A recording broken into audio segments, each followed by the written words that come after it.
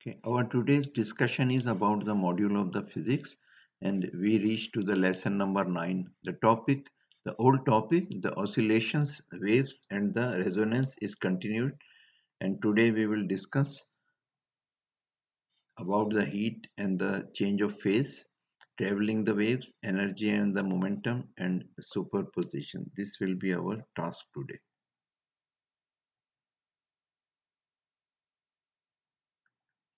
Heat and phases. The phase of a substance changes. It takes energy to change the phase from a solid to a liquid and from a liquid to a gas. So we have to provide the energy to change the phase of a substance. For example, sweating cools you down. This is because the water on you is evaporating and the heat is flowing from you to the water droplets in order for them to change phase from the water to gas. You are losing heat and thus feels cold. This is a very good diagram. If you see in this diagram, as the as we provide the heat, the temperature will vary. But you see at some point, when at some point of time when we are increasing the heat, the temperature of the solid is increasing, but it reaches to a point when the melting starts. And therefore the temperature remains constant, but we are keep providing the heat. Huh? So this is we call the latent heat of fusion. So for a period of time to a solid, we will keep providing the heat, but the temperature will not change. And once it change to the liquid, then when we provide the heat, the temperature of the liquid will again start raising. But at some point of time, even we provide the heat, the temperature of the liquid will not be changing because it need the heat to change the phase from the liquid to the vapor. So therefore, it is not changing. That heat that is provided during this period that we call the latent heat of vaporization. Okay, so we need the latent heat of vaporization or the latent heat of fusion for the phase change. Okay, so we will come back over here. The heat required to change the phase of a mass m, this is the equation for that the heat needed to change the phase of the amount, the mass m, how much heat is needed for melting when we are going from the solid to the liquid, then it is melting. And it is also possible that we will be taking the heat away from the liquid and changing it to the solid. So this is the equation for the heat, mass, and the heat needed to change the phase. Okay, so the where the latent heat of fusion and the latent heat of vaporizations are material constants that are determined by the experiment. So with the help of the experiments we can find out how much is the latent heat of fusion and the latent heat of vaporization is for the different substances. In the next slide we will give you some for some of the materials that how much heat of the latent heat of fusion and the latent heat of vaporization will be needed. Latent heat is measured in units joules per kg. Both latent heat of fusion and the latent heat of vaporization depends on the substance, particularly on the strength of the molecular forces. So this is a diagram. This is a table that shows. So for example, in this one we can see how much energy is needed to change the phase of the water, and this is the latent heat of fusion, and this is the amount of the latent heat of vaporization. That is the amount is needed to change the phase from liquid to gas and from there. Okay, so we'll go further. For this one we will take some examples that will make our concept more clear. The last slide table shows that the significant amount of energy are involved in the phase changes. Let us look, for example, at how much energy is needed to melt a kilogram of ice at the 0 degree to produce a kilogram of water at the 0 degree. So we need some energy to change 1 kilogram of ice with the same temperature at the 0 degree. Okay. So using the equation in the last slide, we have shown you that the Q is equal to mass multiplied by latent heat of fusion. What is the latent heat of fusion of the water? We already saw in the last slide. It is 334. It is 334. You see, for water, it is 334. So we put that value over here, and this is the amount. So how much, how much heat or the energy is needed? 334 kilojoules is needed just to change 1 kilogram of ice to the water. What is a specific heat? The historical definition of the calorie is the amount of energy necessary to raise the temperature of 1 gram of a specific substance, let's say water, by 1 degree. Okay, the amount is 4.186 joules. Raising the temperature of 1 kilogram of water by 1 degree requires so much of the energy. In the next slide, we have provided the information about this, that you can see over here what is the specific heat of the different substances. Some of the substances we provided over here for water, how much, for example, for ice, for gold and copper. Those are the common material, common substances we provided over here. So we will calculate some examples to find out. So in this case, we are telling the amount of energy required to raise the temperature of 1 kilogram of an arbitrary substance by 1 degree centigrade varies with the substance. Okay, so this is the specific heat. For example, the energy required to raise the temperature of 1 kilogram of copper by 1 degree centigrade is 387 joules. Every substance requires a unique amount of energy per unit mass to change the temperature of that substance by 1 degree. So in this one over here, we saw that the copper has the 387, and we can see it in the next slide. Okay. Okay, so for the case of the copper, it is 387. I can just look over here also. So the copper is the, okay, now the next one. Okay, if a quantity of energy is transformed to a substance of mass m, changing its temperature by this, so the if the change of temperature is the final temperature and the initial temperature, that we call is the delta T. The specific heat of a substance is now defined by, so this, how do we define the specific heat of a substance? C means the specific heat. You see, C means the specific. C is representing the specific heat, quantity divided by mass of the object and the change of the temperature. In the international standard units, we call it the joules per kilogram. From the definition of the specific heat, as we learned in the last page, we can express the energy needed to raise the temperature of a system of mass m by delta T by this one. So we can just change, this is our equation. Let me change the cursor shape.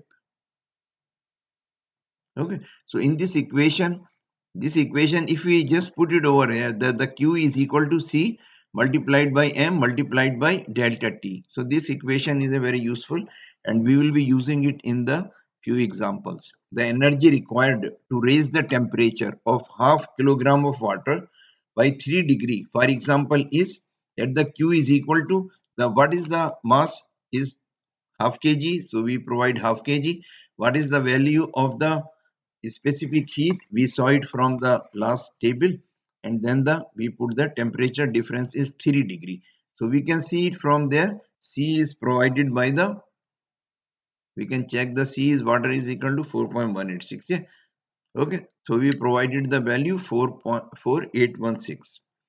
So how much energy is needed? 6.28 10 to the power 3 joules is energy is needed to raise the temperature of half kilogram of water by 3 degree centigrade.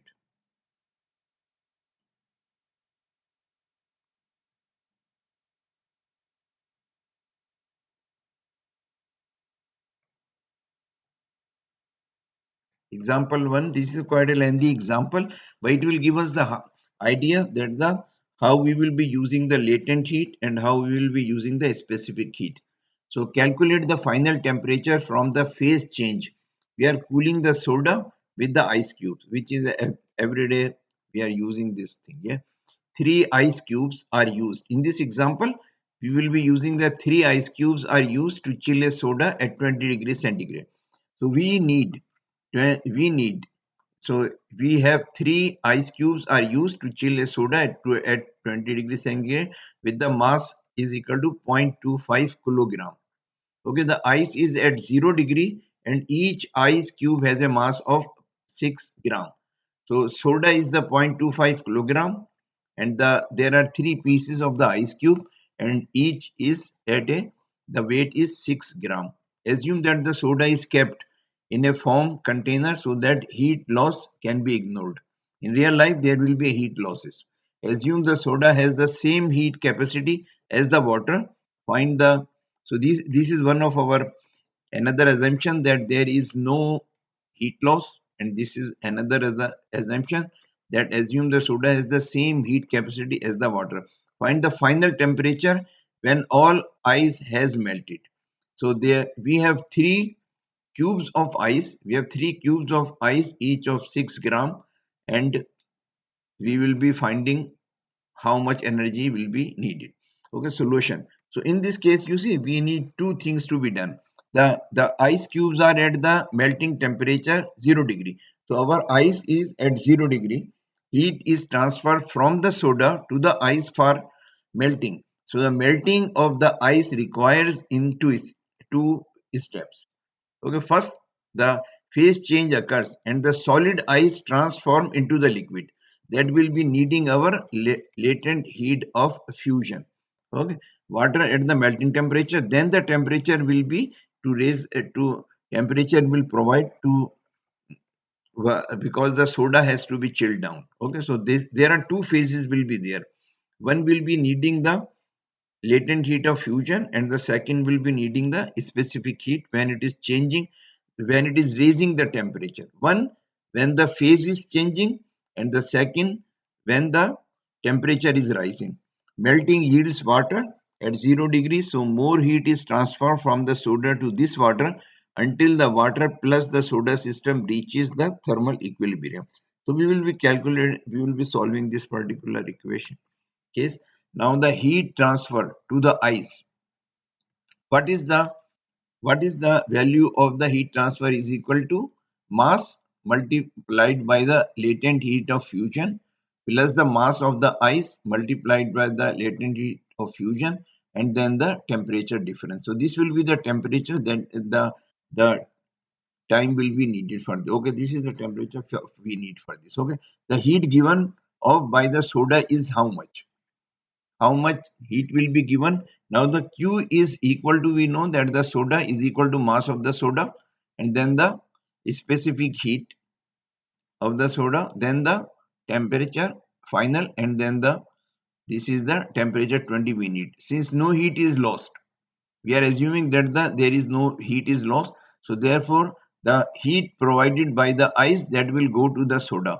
So soda is actually going in the minus side and the ice is changing to the plus side so that the mass of the ice multiplied by the latent heat of fusion plus the mass of the ice latent heat of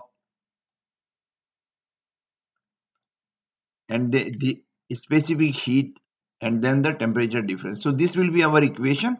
So we will be calculating the values in the different, this is our requirement, what values have been known values to us, that the ice is there are three cubes of ice, each is equal to 6 gram. So how much is the total mass of the ice? It is equal to 6 times the three cubes are there. So this is in grams and we change it to the kilogram. And the mass of the soda is also provided as the 0.25 gram. It was in the last slide we have shown. Now we will be calculating the values. So we already have find out the equation. Our equation is this one. So we will provide the values. There are different values are there, so we'll try to calculate them. So mass of the soda is equal to specific heat and the 20 degree we need. So we need to go to the 20 degree. So it is 0.25 kilogram was the mass of the soda. And then what is the specific heat of the water or the soda? Because soda, we in the example we said it will be the same as the water, and if you remember that was 4186 joules per kilogram degree centigrade, and then the temperature that we mentioned over there. So this is the value come, and then for the ice we calculated the mass of the ice, latent heat of fusion, and this will be the how much is the mass of the ice we already calculated 0.018 gram. So this is the value we put over here. And what is the latent heat of fusion we provided over here, and this is our answer is there. So we calculate the denominator, the value of the denominator will be there, and we calculate the final temperature by this. We just put the values over here, numerator values, and this one, and we find out that the 13 degrees is the answer. Now what is the meaning of the traveling waves? We will just talk about the definition. So this is our one of the wave. So you see these are the waves. Those are going on. So when the waves are there, in the waves there is a trough which is the lower part. You see the lower. This is our wave. So the top part we call the crest and the lower part we call the trough. And this is the amplitude. This is the amplitude, and this part we call it the lambda. It is lambda from one of the crest to the second one. This we call the wavelength, or wavelength is represented by the sign lambda, and we can also call it the delta x if you like. Okay. So the traveling waves are observed when a wave is not confined to a given space along the medium. This is the definition for the traveling waves. So the most commonly observed traveling waves everywhere, every time when we go to the ocean, we can see them. So we will be looking for this. There is a example is given. Let's suppose there is the figure illustrates a method of producing a continuous wave of a steady stream of pulses on a very long string. So we have a long string, like this is our long string, and we are providing the producing wave on a, okay, we are providing some pulses over here, so it is, that's why it is making like this, so with the time it is going up, then it is going to equilibrium, then it is going down and then up. So this cycle is keep on going.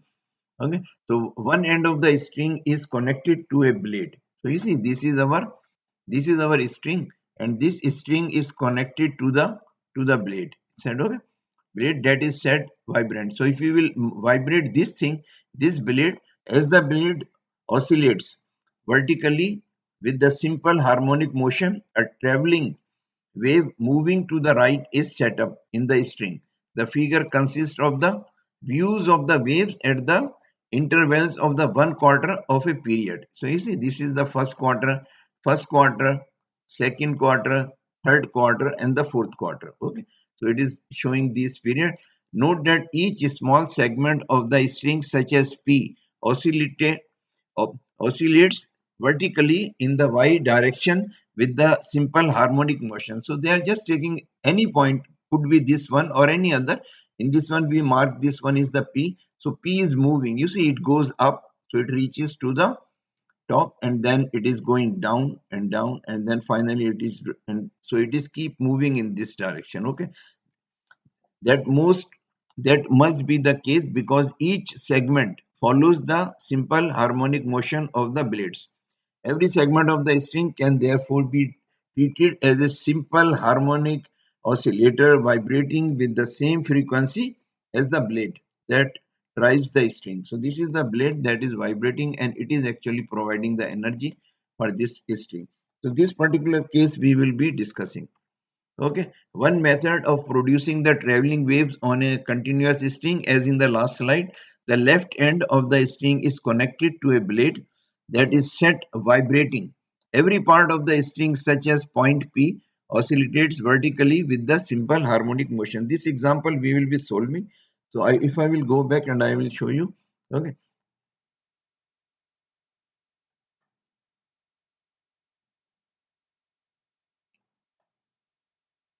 Okay, so we can see we are discussing about this point P. So this point, as the string vibrate, it will be going up and down, up and down, up and down. Okay, so this will be the discussion. Okay, we can use these definitions to drive an expressions for the speed of a wave. We start with with the defining equation of the wave speed. So wave speed V, we are representing the speed is the V. So the V is equal to the delta x by delta t. Delta x is the lambda. It is the change. Okay, the wave speed is the speed at which a particular part of the wave, say crest, moves through the medium. So crest, it is moving through the medium. We will be calling it the wave speed, and that is equal to the change, the distance it travels, and the delta t. A wave advances a distance of one wavelength in a time interval equal to one period of the vibration. So taking delta x is equal to the lambda. So we can see from the last slide also. Suppose the delta x is, this is our delta x, and delta x is this one. We are calling it the lambda. So we can go this. So if we say delta x is equal to lambda, and then the delta t is the, this one is the time.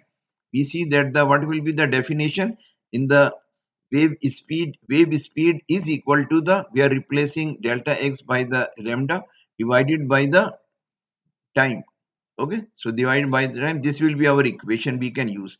Because the frequency is the reciprocal of the period, we have v is equal to frequency reciprocal of the period. So therefore it is the lambda multiplied by the frequency. So this is our equation that we will be using in the next particular example. This important general equation applies to many different type of the waves, such as sound waves and the electromagnetic waves. So many type of the waves, we will be using this one. So in this equation, what we have, v is the wave speed is equal to frequency multiplied by the lambda. Let's go to the next screen. This is our another example that we will be discussing. Suppose a wave traveling in the positive x direction. So this is our x direction. Okay.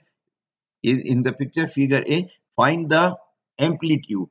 Find the amplitude, the wavelength, the speed, and the period of the wave if it has a frequency of the 8. Okay, in this figure, delta x is equal to 40. So this is our lambda value they are providing as the 40, and the y they are providing as the 15 centimeter. You see, this is the wave. Okay. So we are asking amplitude, the wavelength, the speed, and the period. So we go to the solution. Okay. Solution is the maximum wave displacement is amplitude. Okay. So A is equal to delta y. So therefore A is the delta y is equal to 15 centimeter, which is equal to 0.15 meter. The distance from crest to the next crest. Okay. So the distance from one crest to the next crest is the wavelength. From one crest to the next one, we call it the wavelength. So the wavelength is equal to delta x, and which is equal to the 40 centimeter. So this will be the zero point 0.4 meter. Multiply the wavelength by the frequency to get the speed. So the, we in the last lab, we were mentioning over here that the wave speed is equal to lambda divided by the t. So we can go back over here, and therefore velocity is the inverse of the frequency. We know they have provided us the frequency value, and the lambda is also we calculated is equal to zero point 0.4. So this is the value of the lambda, and this is the frequency is provided, and we get the wave, okay, speed of the wave, which is equal to the 3.2 meter per second. And take the reciprocal of the frequency to get the period. We have already learned that the reciprocal of the period is the frequency, and the vice versa. So therefore period is equal to 1 by f we already know, it is equal to the 8 which is given. So therefore we Divide 1 by 8 and we got it 0.125 seconds. This is another definition we have, energy and the momentum. The energy momentum relation is consistent with the familiar mass energy relationship of the Einstein, which is E is equal to mc square. In the next some lessons we will try to solve one equation on the energy and the momentum. Superposition, this is also here we are giving the definition. The principle of the superposition states that when two or the more waves of the same type cross at some point, the resultant displacement at that point is equal to the sum of the displacements due to each individual wave. If we get some chance, we will also try to solve one of the equation for this. Okay, there are three questions have been given for you to solve. Please try to solve them, and when we will be asking the question, give us the answers for them. Have good time.